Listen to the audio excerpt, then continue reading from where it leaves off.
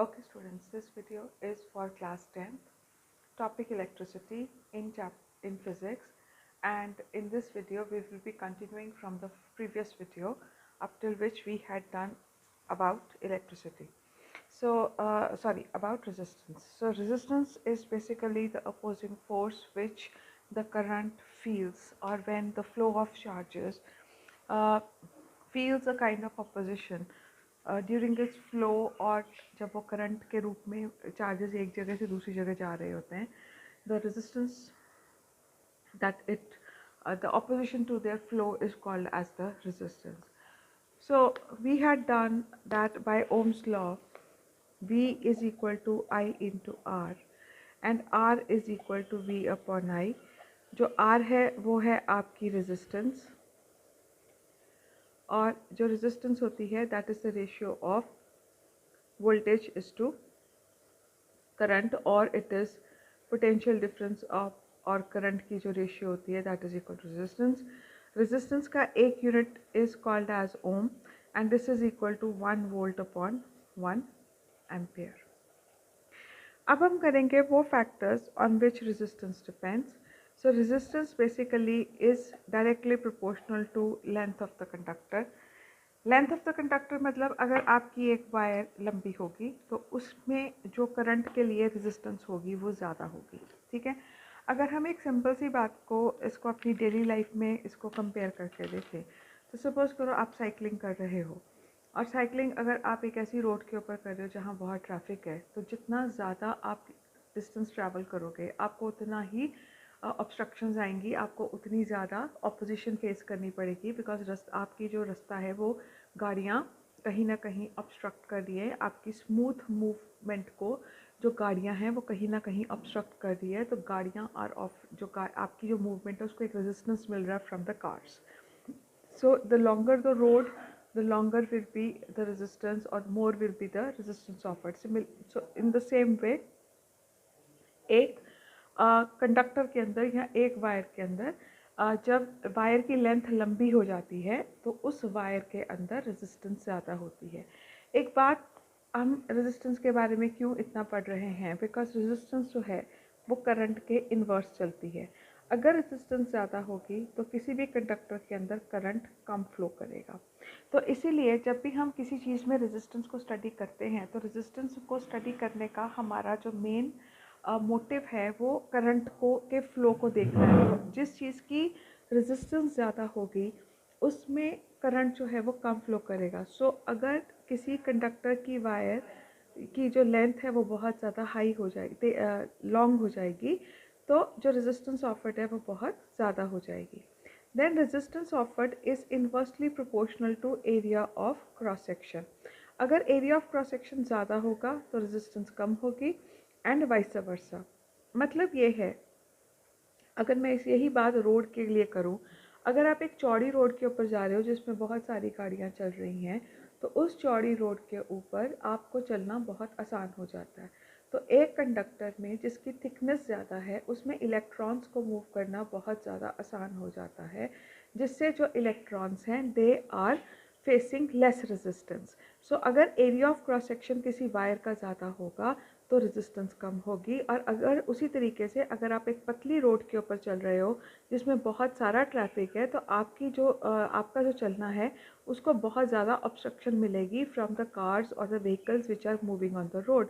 So area of cross section का जो relation है वो रेजिस्टेंस के साथ में इन्वर्स है. तो अगर मैं इन दोनों इक्वेशंस को कंबाइन कर दूँ, resistance is equal to L upon A. That means अगर मैं यहाँ पर प्रोपोर्शनैलिटी का साइन हटा के इक्वालिटी का साइन लगाऊं तो मैं यहाँ एक कांस्टेंट इंट्रोड्यूस करूँगी. This constant is rho and this is called as resistivity. तो रेजिस्टेंस जो है that is directly proportional to length, inversely proportional to area of cross section, and अगर हम प्रोपोर्शनैलिटी का साइन हटाते हैं तो हमें यहाँ पर क्या मिलता है, हमारा एक कांस्टेंट मिलता है, और ये जो कांस्टेंट है this constant is called as resistivity. Resistivity basically is the property of the metal through which the current is passing. Resistivity एक मेटल की प्रॉपर्टी है, जिस मेटल की रेजिस्टिविटी ज़्यादा होगी that will be a bad conductor, और जिस metal की रेजिस्टिविटी कम होगी that will be a good conductor. Resistivity is the property of metal to oppose the flow of the current, या to offer resistance.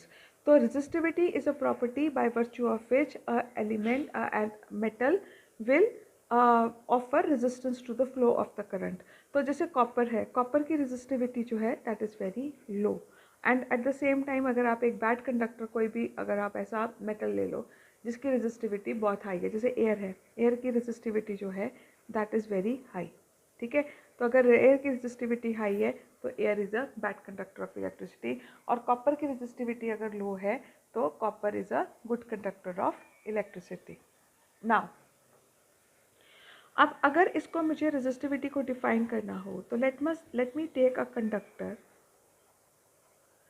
of 1 meter having an area of cross section of, अगर मैं length 1 metre लेती हूँ और area of cross section जो है वो 1 metre square लेती हूँ, तो R will be equal to rho into 1/1 और R will be equal to rho. अब R will be equal to rho का मतलब ये है कि R जो है, जो R है वो बेसिकली रो के बराबर हो गया। इसका मतलब ये है कि जो रेजिस्टिविटी है it can be defined as resistance of a conductor whose length is 1 meter and area of cross section is 1 meter square. Again, R is equal to rho into L upon A. अगर मैं L की value 1 लूँ, A की value 1 metre square लूँ और values को यहाँ substitute करूँ तो R will be equal to rho into 1/1. तो R क्या किसके बराबर हो गया, रो के बराबर, यानी रेजिस्टेंस रेजिस्टिविटी के बराबर। So resistivity is basically is the resistance of a conductor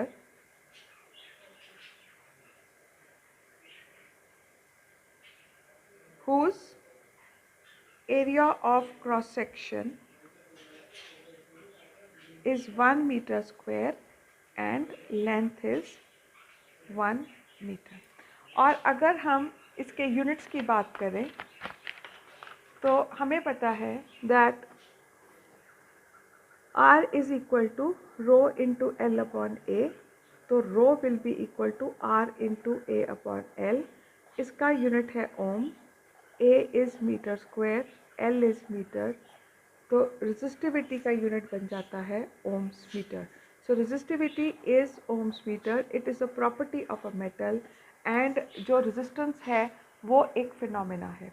so resistance और रेजिस्टिविटी में फ़र्क ये है कि रेजिस्टेंस एक प्रोसेस है ऑफ अपोजिंग द वो फ्लो। रेजिस्टिविटी एक प्रॉपर्टी है मटेरियल की, जिसकी रेजिस्टिविटी ज़्यादा होगी वो ज़्यादा रेजिस्टेंस ऑफर करेगा।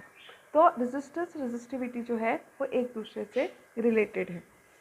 अब हम रेजिस्टेंस को इस प्रकार से एग्जिबिट करते हैं। तो हर सर्किट के अंदर एक ऐसा सेक्शन होता है जो कि जिसको हम रेजिस्टेंस जो की तरह एग्जिबिट करते हैं और इसको हम रेजिस्टर बोलते हैं। रेजिस्टर एक ऐसा ऑब्जेक्ट है जिसकी रेजिस्टेंस बहुत हाई होती है और उसको हम अगर सर्किट के अंदर लगा दें तो वो सर्किट की रेजिस्टेंस को भी चेंज कर देता है। तो जिन चीज़ों की रेजिस्टेंस ज़्यादा है उनकी रेजिस्टिविटी भी ज़्यादा होती है और वाइस वर्सा।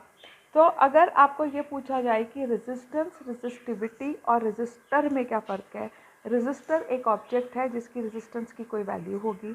रेजिस्टेंस एक फिनोमेना है, एक प्रोसेस है which opposes the flow of current. Resistivity is the property of the material through which the current is flowing. वो प्रॉपर्टी का मतलब ये है कि वो उसकी प्रॉपर्टी या उसकी नेचर क्या है कि क्या वो ज़्यादा रेजिस्टेंस देगा या वो कम रेजिस्टेंस देगा। तो रेजिस्टेंस जो है वो चेंज हो जाती है विथ लेंथ एंड एरिया, लेकिन रेजिस्टिविटी जो होती है वो लेंथ और एरिया के साथ चेंज नहीं होती। जो रेजिस्टिविटी होती है वो सिर्फ मटेरियल की नेचर के ऊपर डिपेंड करती है। एक और फैक्टर जिसके ऊपर रेजिस्टेंस डिपेंड करती है दैट फैक्टर इज़ टेम्परेचर। देखा ये क्या है कि अगर टेम्परेचर को हाई कर दो तो जो किसी भी ऑब्जेक्ट की रेजिस्टेंस है वो बढ़ जाएगी।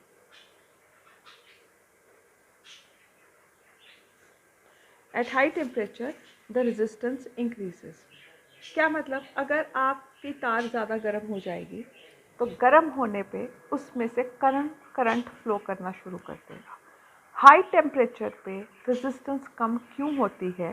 तो अगर हमने पिछले लेक्चर के अंदर हमने स्टडी किया था स्ट्रक्चर ऑफ द एलिमेंट, तो हमने यहाँ पे कर्नल्स बनाए थे और यहाँ पे हमने इलेक्ट्रॉन्स को रखा था।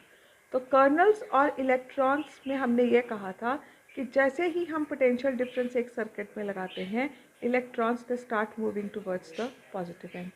अब जब इलेक्ट्रॉन्स इधर को फ्लो कर रहे हैं तो हाई टेम्परेचर के ऊपर जो तुम्हारे कर्नल्स हैं उनकी भी काइनेटिक एनर्जी बढ़ जाती है, और उनकी काइनेटिक एनर्जी बढ़ने की वजह से जो कर्नल्स हैं they will start vibrating, and जो कर्नल्स हैं जब वो उनकी काइनेटिक एनर्जी बढ़ेगी they will start vibrating very fast, और वो इलेक्ट्रॉन्स के फ्लो को और ज़्यादा ऑब्स्ट्रक्ट करेगा। एक थियरी ये भी कहती है कि जो ये पॉजिटिवली चार्ज है they will start moving towards the negative and.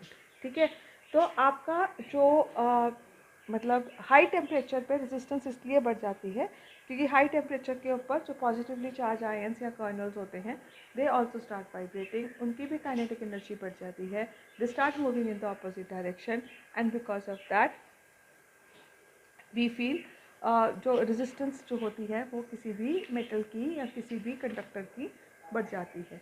So these are the factors on which the resistance depends. So there are three main factor which is length, area of cross section and temperature. Temperature आपकी books में mention नहीं है, but it is very important for you to understand. Temperature के बारे में थोड़ा सा heating effect of current के अंदर थोड़ा सा एक्सप्लेन किया गया है। ओके, तो अब ह्यूमंस के अंदर थोड़ा सा है। अच्छा, उसके रेजिस्टिविटी के बेसिस के ऊपर we have conductors, semiconductors, insulators and super conductors. Conductors की रेजिस्टिविटी लो होती है जिस and it is of the range of से अराउंड 10⁻⁸ ओम्स, और ये इनकी बिकॉज इनकी रेजिस्टिविटी लो है इसलिए जो करंट है वो इजीली पास थ्रू कर जाता है। Alloys like nichrome and constantan जो हैं इनकी रेजिस्टिविटी अपने कॉन्स्टिट्यूएंट मेटल से ज़्यादा होती है। ठीक है, तो अगर आपसे ये पूछा जाए कि मेटल्स ज़्यादा अच्छे कंडक्टर्स हैं या अलॉयज ज़्यादा अच्छे कंडक्टर हैं, तो metals are always better conductors than the alloys. Alloys की रेजिस्टिविटी ज़्यादा होती है। तो अगर मैंने निकल और क्रोमियम से मिलाकर को इकट्ठा करके नाइक्रोम बनाया तो निकल और क्रोमियम की रेजिस्टिविटी जो होगी वो कम होगी, लेकिन नाइक्रोम की जो रेजिस्टिविटी होगी वो ज़्यादा होगी। ठीक है, सो जो अलॉयज हैं उनकी जो रेजिस्टिविटी है वो रिलेटिवली हाई होती है as compare to the metals. उसके बाद हम आते हैं सेमीकंडक्टर्स। सेमीकंडक्टर्स के पास इलेक्ट्रॉन्स कम होते हैं फ्री, और उनकी रेजिस्टिविटी रिलेटिवली ज़्यादा होती है, और रेजिस्टिविटी जो सेमीकंडक्टर्स की है वो टेम्परेचर के साथ में कम हो जाती है। और सिलिकॉन और जर्मेनियम आपके दो सेमीकंडक्टर्स हैं। उसके बाद इंसुलेटर्स की रेजिस्टिविटी बहुत ज़्यादा हाई है, they offer very large value of resistance and because of that they are bad conductors. और उसके बाद सुपर कंडक्टर्स है। सुपर कंडक्टर्स वो होते हैं जो जिनकी की रेजिस्टिविटी जो है वो ऑलमोस्ट ज़ीरो हो जाती है at a certain temperature, and the temperature at which the resistivity of the superconductors becomes zero, that is called as the critical temperature. So critical temperature से ऊपर के नीचे जो भी टेम्परेचर है उसके पर जो तुम्हारे सुपर कंडक्टर्स हैं उनकी रेजिस्टिविटी ज़ीरो है। रेजिस्टिविटी ज़ीरो का मतलब है current can flow like anything, that means they are the best conductors at that point of time, and therefore they are called as the super conductors. ठीक है जी। उसके बाद जो सिल्वर है that is the best conductor of electricity, और उसकी resistivity जो होती है वो सबसे कम होती है। इंसुलेटर्स में आपके आते हैं glass, would, dry paper, mica, rubber, quartz, ebonite, और आपके कंडक्टर्स के अंदर तो सारे मेटल्स वगैरह है ही हैं। सेमीकंडक्टर्स में आपने लर्न करने हैं कार्बन, जर्मेनियम और सिलिकॉन। उसके बाद हमें करना है कि ह्यूमन बॉडी के अंदर इलेक्ट्रिसिटी का क्या वो है। हम आपको पता है कि हमारे अंदर नर्वस सिस्टम होता है, और नर्वस सिस्टम की जो भी कंडक्शन होती है वो इलेक्ट्रिकल इम्पल्सेस के थ्रू होती है। तो इसीलिए हमारा जो ह्यूमन बॉडी है उसके अंदर भी चाहे थोड़ा ही सही लेकिन जो करंट है वो फ्लो कर रहा होता है, ठीक है। तो you have to just study, पता होना चाहिए कि कितना मतलब ह्यूमन बॉडी का इलेक्ट्रिसिटी के साथ में क्या रिलेशनशिप है, ठीक है जी। उसके बाद हम आते हैं some conducting materials for specific use. उसमें आता है टंगस्टन। टंगस्टन जो होता है इसका जो यूज़ होता है वो मेन आपके बल्ब्स के अंदर होता है। पुराने ज़माने में, अभी तो सबके घरों में CFL और LEDs हैं, लेकिन जो पुराने येलो कलर की लाइट देने वाले जो बल्ब्स होते थे, तो अगर आप उनको देखें, याद हो अगर आप लोगों को, तो वहाँ पे हम लोगों के अगर आप बल्ब को देखें तो उसके अंदर एक फिलामेंट होता था, और वो फिलामेंट अगर मैं इस तरीके से बल्ब बनाऊँ तो वो कुछ इस प्रकार से उसके अंदर फिलामेंट्स होते थे। और अगर आप इन फिलामेंट्स को याद हो तो ये स्प्रिंग के रूप में होते थे और ये बहुत पतले होते थे। स्प्रिंग में रूप में होने की वजह से मतलब इनकी लेंथ को छोटा करने के लिए हम इसको कॉइल करके स्प्रिंग रूप दे देते थे और पतला रखते थे। तो पतला है, लंबा है, इसलिए इसकी रेजिस्टेंस बहुत हाई है। फिलामेंट्स की रेजिस्टेंस बहुत हाई होने की वजह से they convert resistance into heat because resistance is a type of force of friction, and जो force of friction होता है that generates heat। तो जो हीट है जब वो जनरेट होती है तो इसको हम हीटिंग इफेक्ट ऑफ करंट के अंदर पढ़ेंगे, बट फिलहाल आपको ये पता होना चाहिए कि जो आपका टंगस्टन मेटल है इसको हम इनकैंडेसेंट बल्ब्स के अंदर इस्तेमाल करते हैं, और इसके फिलामेंट्स में की जो रेजिस्टिविटी है, ये मटेरियल जो है इसकी रेजिस्टिविटी बहुत हाई है, और ज़्यादा हम रेजिस्टेंस को बढ़ा देते हैं by taking a very thin wire and we coil it to make the length very high, and because of that the filament of the bulb offers very large resistance, and because of that resistance the current converts into heat। और जो आपका bulb है heat हो जाता है, और heat होने के बाद वो ग्लो करता है, ग्लो करके ही उसमें से जो रोशनी है वो आपको मिलती है। और हीट जो होती है वो somewhere around 33 degree 100 centigrade 3300 degree centigrade तक टेम्परेचर चला जाता है। और सवाल ये आता है कि फिर बल्ब का जो शीशा है वो फटता क्यों नहीं है, क्योंकि बल्ब के अंदर हमने एक इनर्ट गैस भरी हुई होती है। इनर्ट गैस जो होती है वो अब कोई भी गैस अगर है तो normally it is a bad conductor of heat. तो वो जो फिलामेंट की जो हीट है उसको वो बल्ब के शीशे तक नहीं पहुंचने देती है, और जो बल्ब का शीशा है वो बहुत ज़्यादा गर्म नहीं होता। आप सोचो, आप नॉर्मली कई बार बल्ब को बंद करके उसको एक टॉवल के साथ में या कपड़े के साथ में पकड़ लेते हो तो वो ठीक ठाक गर्म होता है, इतना भी गर्म नहीं होता। 3300 डिग्री सेंटीग्रेड के टेम्परेचर को अगर आप हाथ लगाओ सबसे पहले तो आपका शीशा ही मेल्ट कर जाएगा। इन एनी केस, तो अब आप सवाल ये सोच रहे हो कि फिर बल्ब कैसे होता है। जो बल्ब का नीचे का हिस्सा होता है जो मेटल से बना होता है उससे थोड़ी सी जो हीट है वो शीशे के अंदर कंडक्ट होती रहती है, लेकिन जो फिलामेंट की हीट होती है वो शीशे तक नहीं पहुंचती है, बिकॉज बीच में हमने एक इनर्ट गैस को भरा हुआ होता है। उसके बाद है नाइक्रोम। नाइक्रोम एक निकल और क्रोमियम और मैंगनीज का अलॉय है, थोड़ा सा बीच में आयरन होता है। इसकी भी रेजिस्टेंस बहुत ज़्यादा होती है, और जो नाइक्रोम है यहाँ ये आपके हीटिंग एलिमेंट्स की जगह पे इस्तेमाल होता है। हीटिंग एलिमेंट्स का मतलब ये है कि आपके गीज़र्स के अंदर, आपकी प्रेस के अंदर जो गर्म होने वाला एलिमेंट होता है उसके अंदर हम लोग नाइक्रोम का इस्तेमाल करते हैं। तो कई बार पूछ लिया जाता है कि नाइक्रोम कहाँ यूज़ होता है और जो आपका टंगस्टन है वो कहाँ यूज होता है। फिर है आपके कॉन्स्टेंटिन और मैग्नीन और tin lead alloy. Tin lead alloy को नॉर्मली हम फ्यूज़ वायर के अंदर इस्तेमाल करते हैं, और जो कॉन्स्टेंटिन और मैग्नीन है ये रेजिस्टेंसेस बनाने के लिए और रेजिस्टेंस बॉक्सेस बनाने के काम आते हैं। तो उसके बाद जी कुछ न्यूमेरिकल्स हैं which are very easy and very मतलब इतना कोई मुश्किल नहीं है, सिंपल फॉर्मूले के अंदर वैल्यूज़ डालनी होती हैं और उनको आप इजीली सॉल्व कर सकते हो। अब हम जो नया टॉपिक रेजिस्टेंस से रिलेटेड करेंगे वो है कि हम रेजिस्टेंस का सर्किट के अंदर किस तरीके से अरेंजमेंट करते हैं। देखो, हम रेजिस्टेंस को जो है वो दो प्रकार से अरेंज करते हैं। एक होती है रेजिस्टेंस इन सीरीज़ और एक होती है इन पैरेलल। तो मैं सर्किट्स के दोनों डायग्राम बना देती हूँ, डेरिवेशन हम बाद में करेंगे। तो अगर मैं एक सीरीज़ के बाद में दूसरी सीरीज़ रेजिस्टेंस लगा देती हूँ तो ये एक सीरियल में लगे हैं ना, 1 2 3, तो इसको हम बोलते हैं इन सीरीज़। ये है आपकी बैटरी ओके। और यहाँ है आपकी की, ये है आपका circuit with resistance in series. ये रेजिस्टेंस है R1, ये R2, R3।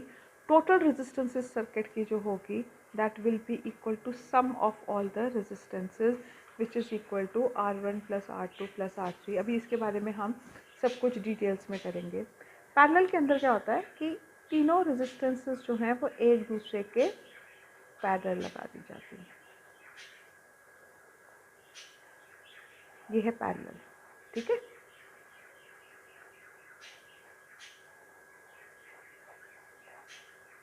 ये है R1, ये R2, ये R3। तो तीनों लाइनें अगर पैरेलल में हैं तो then it is resistance in parallel. और अगर तीनों लाइनें जो हैं वो एक के बाद एक है then it is called as resistance in series. तो सबसे पहले हम करेंगे रेजिस्टेंस इन सीरीज़। तो रेजिस्टेंस इन सीरीज़ जैसे कि हमने कहा, जब एक सर्किट के अंदर रेजिस्टेंस जो है वो एक के बाद एक लगती है then this is called as resistance in series. अब रेजिस्टेंस इन सीरीज़ के बारे में 3 या 4 चीज़ें इम्पॉर्टेंट हैं। सबसे पहले तो ये कि और यहाँ जो मैं अब डायग्राम बनाऊँगी वो इस प्रकार ही बनाऊँगी फ्रॉम पॉजिटिव टू नेगेटिव। याद रखो मैंने आपको बोला था कि नॉर्मल सर्किट्स के अंदर आज की डेट में भी हम जो सर्किट्स बनाते हैं वो पॉजिटिव टू नेगेटिव ही करंट जाता है, ठीक है। अब रेजिस्टेंस इन सीरीज़ के अंदर जो चीज़ें आपको दिमाग में रखनी हैं, बिकॉज कई बार इसके ऊपर बेस्ड न्यूमेरिकल्स आपको पूछ लिए जाते हैं। तो सबसे पहले तो ये कि अगर सपोज़ करो मैं ये 2 ओम्स की, ये 3 ओम्स की और ये 4 ओम्स की रेजिस्टेंस लेती हूँ, total resistance in the circuit in series is equal to R1 plus R2 plus R3 which is 2 plus 3 plus 4 which is equal to 9 ohms। तो हर रेजिस्टेंस आपस में ऐड करती है, सर्किट की टोटल रेजिस्टेंस बढ़ जाती है। एंड रिमेंबर रेजिस्टेंस का बढ़ना मतलब करंट का कम हो जाना। तो जब आप एक सर्किट में अपने करंट के फ्लो को कुछ कंट्रोल करना चाहते हो, वहाँ हम रेजिस्टेंस को सीरीज़ पे लगाते हैं। कई बार बाहर से ज़्यादा करंट आ रहा है और हमें अपनी डिवाइस के अंदर कम करंट लेके जाना है, जैसे कि हमारा 50 हर्ट्ज़ का 220 वोल्ट के ऊपर 5 एम्पियर सपोज करंट आता है और मेरी डिवाइस को सिर्फ 2 एम्पियर करंट की ज़रूरत है, तो मैं उस सर्किट के बीच में रेजिस्टेंसेस लगा देती हूँ जिससे जो करंट है वो कम हो जाएगा और आपके जो डिवाइस है उसको जितना करंट चाहिए हम उसको दे सकते हैं, क्योंकि बाहर जो सप्लाई आ रही है उसमें से तो फिक्स्ड करंट आ रहा है ना, ठीक है। तो अब रेजिस्टेंस के बारे में थोड़ी टेक्निकल बातें हो जाए। पहली बात तो ये कि इसकी डेरिवेशन कैसे करनी है, और डेरिवेशन करने के लिए आपको 2 चीज़ें समझनी है कि जब आप एक सर्किट की कभी भी बात करते हो, हर सर्किट के साथ में 3 चीज़ें जुड़ी हैं, वोल्टेज, करंट और रेजिस्टेंस। तो अगर हम एक की बात करेंगे तो हमें बाकी 2 की बात भी साथ के साथ करनी है। तो आपकी जो रेजिस्टेंस है वो तो सीरीज़ में है। अब इस करंट का क्या सीन है यहाँ पे और आपकी वोल्टेज का क्या है। करंट को समझने के लिए आप ये सोचो कि आपका ये जो बैटरी है ये एक वाटर पंप, सपोज करते हैं, एक एग्जांपल या सिमिली देती हूँ मैं आपको। सपोज करो यहाँ से पानी निकला, ठीक है। Current is like flow of electrons और पानी इज़ फ्लो ऑफ वाटर। तो जो पानी है वो यहाँ से पहले इधर गया पंप हाउस से, जो आपके घरों के, जहाँ से आपके घरों में पानी आता है, आप तो कोई टंकी है, वहाँ से पहले इस सेक्शन में जाएगा, वही पानी यहाँ जाएगा और वही पानी यहाँ जाएगा। तो जो करंट है वो number of electrons which are flowing to the circuit they are same. तो सीरीज सर्किट के अंदर आई रिमेन्स सेम। तो आप बोलोगे मैम वोल्टेज भी सेम होगी? नहीं। एक बात हमेशा याद रखना, एक इक्वेशन के अंदर जो भी रिलेशनशिप है ये रिलेशनशिप हमेशा मेंटेन होना चाहिए। अगर हमने करंट को सेम रखा और आर चेंज करेंगे तो वी भी ऑटोमेटिकली चेंज होगा। क्यों? क्योंकि ये चीज़ सेम है, अगर ये बदल रहे हैं तो इन दोनों का जो मल्टीप्लिकेशन फैक्टर है वो इसके बराबर आना चाहिए। एग्जांपल मैं दे देती हूँ, ये 4 इंटू 3 है, ये 4 इंटू 2 है और ये 4 इंटू 4 है। तो v अपने आप चेंज हो रहा है कि नहीं हो रहा है? यहाँ पे v 12 है, यहाँ v 8 है और यहाँ v 16 है। मतलब अगर सर्किट के अंदर रेजिस्टेंस बदली है, करंट सेम है, तो वोल्टेज हर पॉइंट के ऊपर अलग होगी। इसकी वोल्टेज v1 हो जाएगी, इसकी वोल्टेज v2 हो जाएगी और इसकी वोल्टेज v3 हो जाएगी। हर रेजिस्टेंस की अपनी वोल्टेज होगी, क्योंकि रेजिस्टेंस एक सर्किट का हिस्सा है और हर हिस्से का पोटेंशियल डिफरेंस अलग होता है. Difference between the 2 points is called as the potential difference. So in 2 points का जो पोटेंशियल है वो V1 है, इन 2 पॉइंट्स के बीच में पोटेंशियल इज V2 और इन दोनों पॉइंट्स के बीच में जो पोटेंशियल है वो V3 है. तो कहने का मतलब ये है कि सीरीज सर्किट के अंदर रेजिस्टेंस जो है वो R1 + R2 + R3 है. I सेम है because same number of electrons they are passing through the circuit. कहीं पर कम ज़्यादा नहीं हो रहा, कहीं से पानी जो फ्लो ऑफ इलेक्ट्रॉन्स उसको कोई डाइवर्जन नहीं मिल रही है. तो उस वजह से जो V है वो बदल जाएगा और तुम्हारा सर्किट का जो V हो जाएगा वो हो जाएगा V1 + V2 + V3. ठीक है. अब क्योंकि V1 + V2 + V3 है तो V की जगह हम IR लगा देंगे. This is IR of the whole circuit. This is equal to, मतलब ये पूरे सर्किट की वोल्टेज है. This is equal to this section plus this section plus this section. ठीक है. तो वोल्टेज ऑफ फर्स्ट सेक्शन क्या होगी I × R1. V is equal to IR है ना. ये होगा I × R2 और ये होगा I × R3. ठीक है. अब हम क्या करेंगे, करंट सेम है तो इसलिए हमने I रखा और क्योंकि रेजिस्टेंस हर सेक्शन के ऊपर अलग है तो हमने इसको R1, R2 और R3 लिया. अब हम क्या करेंगे, इन तीनों में से I कॉमन ले लेंगे. सो R1 + R2 + R3, I के साथ I कट जाएगा. So RS is equal to R1 + R2 + R3. ये है डेरिवेशन. तो कहने का मतलब ये है कि एक सीरीज़ सर्किट के अंदर जो चीज़ आपको याद रखनी है वो ये है कि एक सीरीज़ सर्किट के अंदर जो करंट है वो हमेशा सेम रहेगा. लॉजिक मैंने आपको बता दिया. Because the number of electrons flowing through the circuit is same, therefore current is same. Resistance is a section और उस सेक्शन की वोल्टेज अलग होगी, इस सेक्शन की वोल्टेज अलग होगी, इस सेक्शन की वोल्टेज अलग होगी और टोटल पूरे सर्किट की जो वोल्टेज होगी वो इन तीनों वोल्टेजेस को मिला के आएगी. तो टोटल जो तुम्हारा सर्किट की वोल्टेज है that is V1 + V2 + V3. V की जगह हम IR लगाएंगे और फिर हम इसकी डेरिवेशन कर देंगे. तो रेजिस्टेंस इन सीरीज़ के न्यूमेरिकल्स को सॉल्व करने के टाइम पे जो चीज़ आपको याद रखनी है, number 1, the total resistance of the circuit increases when the resistances are kept in series. Number 2, the current flowing through the circuit is same at every point of the circuit. And number 3, voltage जो है वो हर resistance के लिए या potential difference हर resistance के लिए अलग हो जाएगा. तो इस तरीके से अगर हम सीरीज़ कॉम्बिनेशन में पढ़ते हैं तो आपको ये हमेशा याद रखना है कि सीरीज़ कॉम्बिनेशन हमेशा एक सर्किट की रेजिस्टेंस को बढ़ा देता है. अब हम आते हैं पैरेलल रेजिस्टेंस के ऊपर. जो हमारी पैरेलल रेजिस्टेंस है अगर हम उसको लगाएं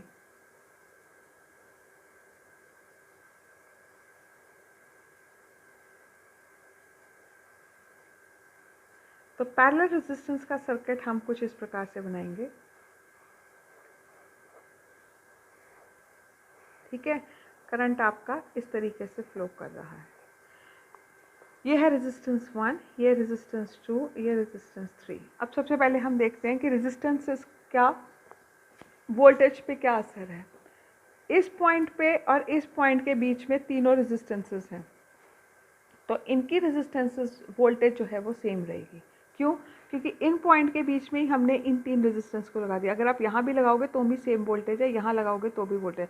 2 पॉइंट्स के बीच में ही हमने इन तीनों रेजिस्टेंसेस को लगाया. तो क्योंकि दोनों पॉइंट्स के बीच का पोटेंशियल डिफरेंस सेम होगा तो तीनों रेजिस्टेंसेस के लिए जो वोल्टेज होगी वो सेम होगी. So in this case the V is same. जैसे पहले करंट सेम था, यहाँ पर V जो है वो सेम आएगा थ्रू आउट द सर्किट.